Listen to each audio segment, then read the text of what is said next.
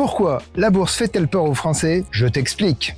Les statistiques sont formelles, les placements des Français ne se font pas en bourse. Les deux placements préférés des Français sont en premier le livret A, suivi du compte courant. Est-ce dû à une grande frilosité ou à un manque d'éducation?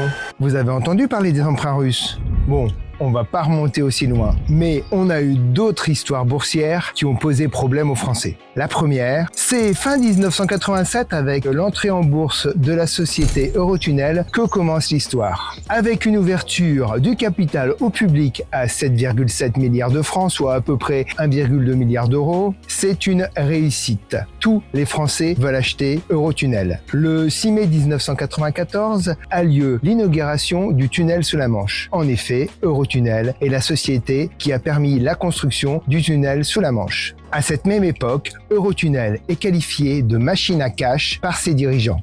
L'action atteint un plus haut à près de 125 francs en mai 1989. Et le 26 novembre 1997, la société Eurotunnel croule sous les dettes. Elle est quasiment en faillite. Qu'est-ce qui s'est passé? Eh bien, c'est tout simple. Des coûts de construction beaucoup trop élevés et surtout une surestimation du nombre de passagers a fait que la société Eurotunnel est en faillite. Elle est donc passée de 128 francs à 2,08 francs en janvier 1998. C'est ce qu'on appelle un échec, une grosse claque. Voilà. Parlons maintenant de la société EDF. C'est en 2005 que EDF change de statut pour devenir société anonyme et être introduite en bourse. Là encore, le public suit. Le titre atteint 87,75 € par action le 22 novembre 2007. Malheureusement, les échecs dus aux EPR et des problèmes de corrosion sur des centrales nucléaires existantes font que l'action EDF se casse la figure. Sans oublier la part de l'État français qui n'a pas été capable de donner une stratégie correcte à EDF. Bref, tout cela amène l'action EDF à 8 € en juillet 2022. En 2023, l'action est retirée de la cote à 12 € par action. Ce qui nous fait donc 87,75 € par action à 12 € par action. Là encore, c'est ce qu'on va appeler